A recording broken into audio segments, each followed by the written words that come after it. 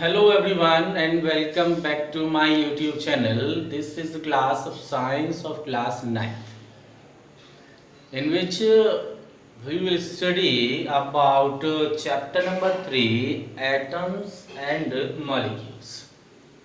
In this chapter we already studied about some topics, and in this video we will start with the topic iron.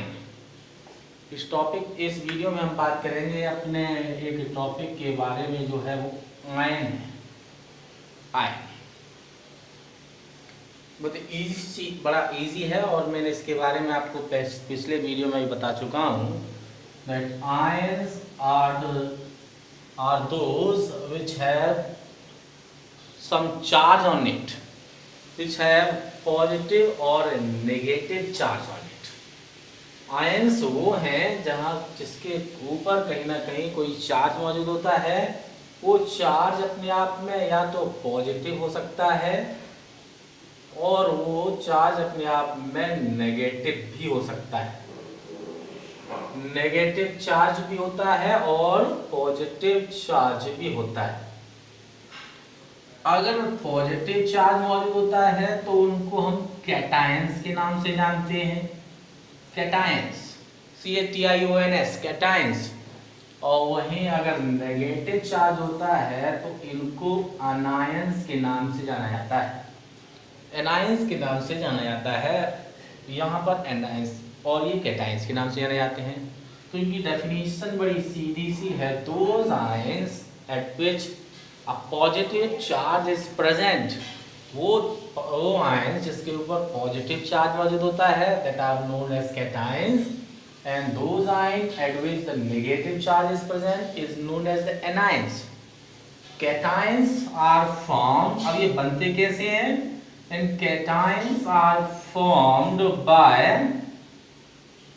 losing of electrons.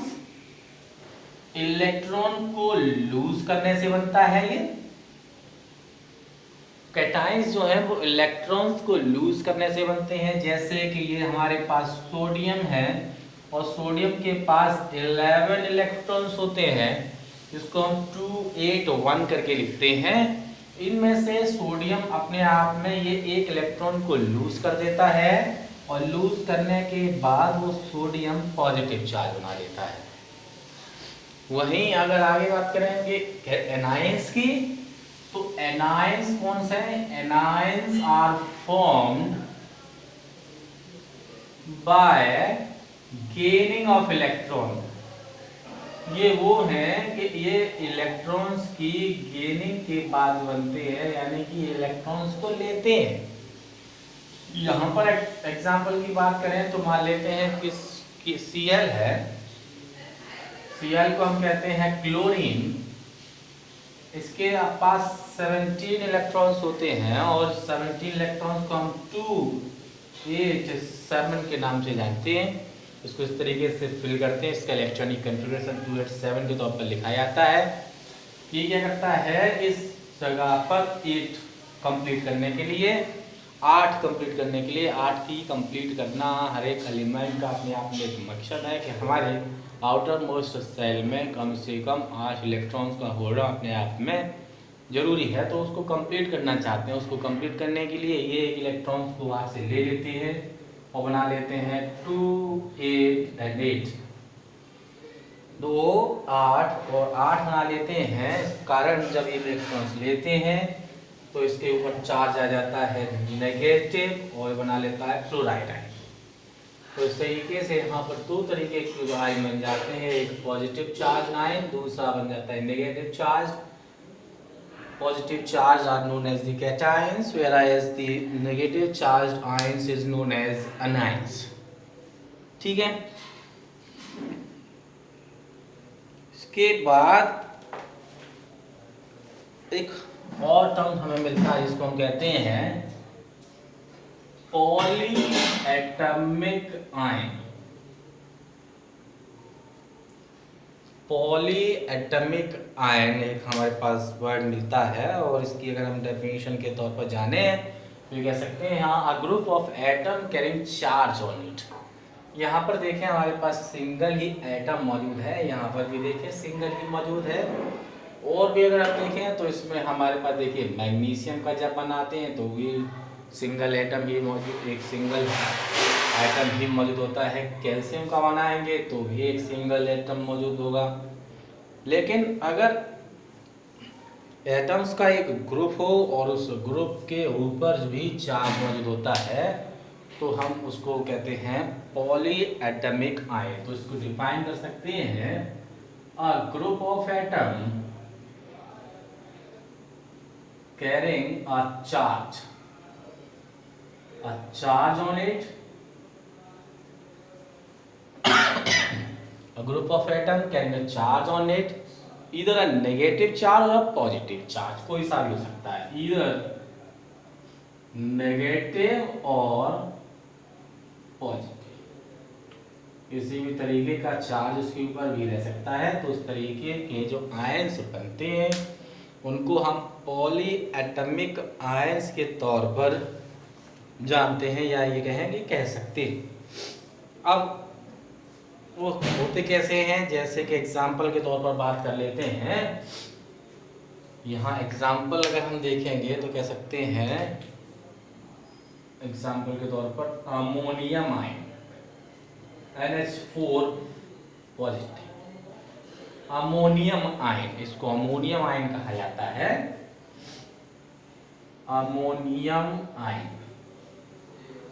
Confuse नहीं होना है। एक हमारे पास होता है NH3, इसको हम अमोनिया कहते हैं, और एक है NH4 positive charge, it is called ammonium ion. अब यह देखें कि एक ग्रुप ऑफ एटम है, यहाँ पर एटम्स की बात करेंगे तो एक सोडियम, यहाँ अपने आप में नाइट्रोजन के भी एटम्स मौजूद हैं और हाइड्रोजन के भी एटम्स इसके अंदर मौजूद हैं, दोनों से मिलकर बना हुआ है और उसके ऊपर चार्ज भी मौजूद है। तो हम कह सकते हैं ये अपने आप में क्या है, पॉलीएटमिक आयन है। उसी तरीके से और बात करें तो हमारे पास एक और होता है जिसको हम कहते हैं हाइड्रोजन कार्बोनेट। हाइड्रोजन कार्बोनेट जिसका फॉर्मूला है HCO3 having a 1 negative charge. HCO3 hydrogen carbonate है, इसके ऊपर भी नेगेटिव चार्ज मौजूद है। और कितना नेगेटिव चार्ज मौजूद है, 1। चार्ज कितना है, 1, और है कैसा, नेगेटिव। इस तरीके से हम कह सकते हैं। अब यहाँ पर भी देखें, इसमें कह सकते हैं कि यहाँ हाइड्रोजन है, यहाँ कार्बन है, यहाँ ऑक्सीजन है। तो एक तरीके से ये भी एक एटम का ग्रुप है, इसके ऊपर चार्ज भी मौजूद है, इसलिए इसको भी हम पॉली एटमिक आयन के तौर पर ही देखते हैं। यहाँ पर सिंगल होगा तो सिंगल है ही, यहाँ हम उसको मोनो एटमिक आयन कह सकते हैं, फिर उसको डाई एटमिक आयन कह सकते हैं, फिर ट्राई एटमिक आयन कह सकते हैं, उसके बाद हम पॉली एटमिक आयन भी कह सकते हैं। अब केवल इसमें सिंगल एटम ही मौजूद होगा, वो मोनो एटमिक आयन है। अब 2 मौजूद होते हैं तो उसको हम डाई एटमिक आयन कह लेते हैं, समझ गए ना। 2 वाले को डाई एटमिक आयन, 3 वाले इसके अंदर 3 एटम होंगे और उसके ऊपर कह देंगे कि चार्ज मौजूद है, तुम कहेंगे ट्राई एटमिक आयन। और अगर और ज़्यादा एटम्स मौजूद होते हैं हम उसको कह सकते हैं पॉली एटमिक आयन। तो अलग अलग नाम से हम इसको डिफाइन कर सकते हैं। इसके बाद जब हमारे पास ये कैटायंस और एनायंस मिल जाते हैं तो हम एक फॉर्मूला तैयार करते हैं, कुछ कंपाउंड्स बनते हैं, उनके फॉर्मूले होते हैं और फिर उनको नाम भी दिया जाता है। अब फॉर्मूले जो जिस तरीके से बनते हैं उसमें एक फार्मूला हम इस्तेमाल करते हैं, जिस फार्मूले का नाम है क्रिस क्रॉस मेथड। और इस क्रिस क्रॉस मेथड के द्वारा हम जो है फार्मूलेस को तैयार करते हैं। अब देखते हैं कैसे, 1-2 फार्मूले तैयार करके देखते हैं।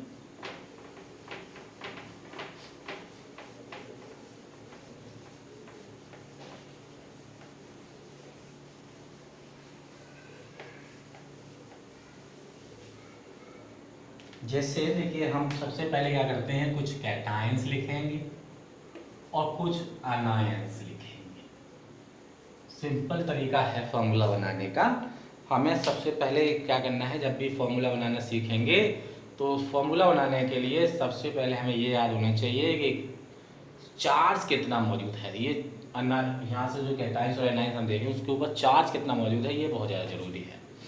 तब हम फॉर्मूला आराम से बनाना सीख जाएंगे।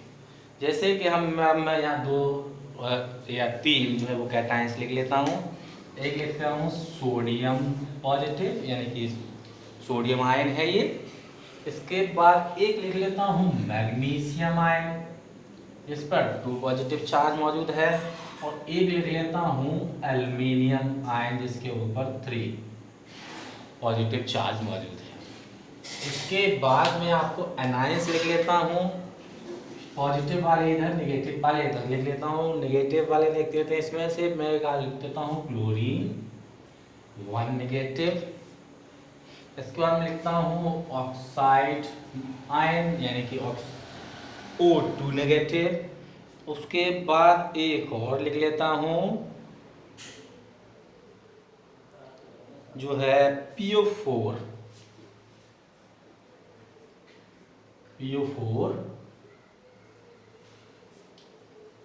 फॉस्फेट आयन, यानी कि फॉस्फेट आयन PO4 3 नेगेटिव। अब इनका हम रिएक्शन करके अब फॉर्मूला बनाते हैं, देखते कैसे बनेगा। सबसे पहले हम सोडियम का बनाएंगे और इन तीनों के साथ बनाएंगे। सोडियम का बनाएंगे तो कैसे बनेगा देखते हैं। सोडियम का इसका इससे रिएक्शन कराएंगे तो हमारा पहले लिखेंगे सोडियम और लिखेंगे क्लोरीन, दोनों लिख दिया। इस पर पॉजिटिव चार्ज और इस पर नेगेटिव चार्ज। और ये जो पॉजिटिव चार्ज है यहाँ देख रहे हैं आप, ये जो पॉजिटिव चार्ज है ये आ जाता है इस क्लोरीन के पास नीचे की तरफ, यहाँ आएगा नीचे की तरफ, और ये नेगेटिव आएगा यहाँ, और ये जो नेगेटिव चार्ज है वो आएगा इधर सोडियम के पास नीचे की तरफ। ठीक है, जब सेम चार्ज होगा तो फिर हम लिखेंगे नहीं, यहाँ पर भी बने यहाँ पर भी बने तो उसको लिखने की कोई ज़रूरत नहीं है। तो यहाँ से अगर हम इस फॉर्मूले को बनाएंगे तो ये बनता है Na, यहाँ 1 लिखना था, उसके बाद Cl यहाँ 1 लिखना था, लेकिन जब एक है तो वहाँ लिखने की कोई ज़रूरत नहीं है, तो इसलिए फॉर्मूला बन जाएगा NaCl।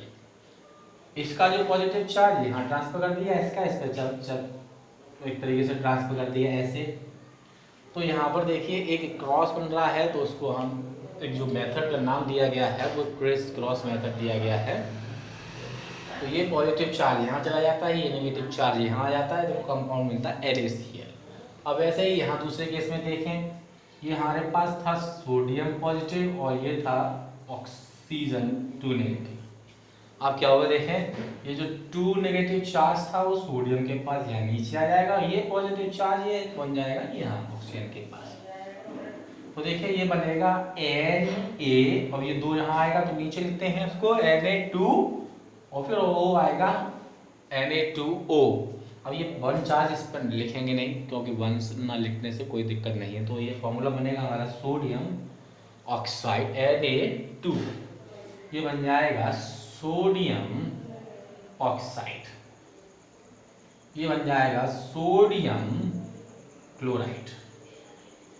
सबसे पहले हम लिखते हैं पॉजिटिव वाला, उसके बाद लिखते हैं हम नेगेटिव वाले।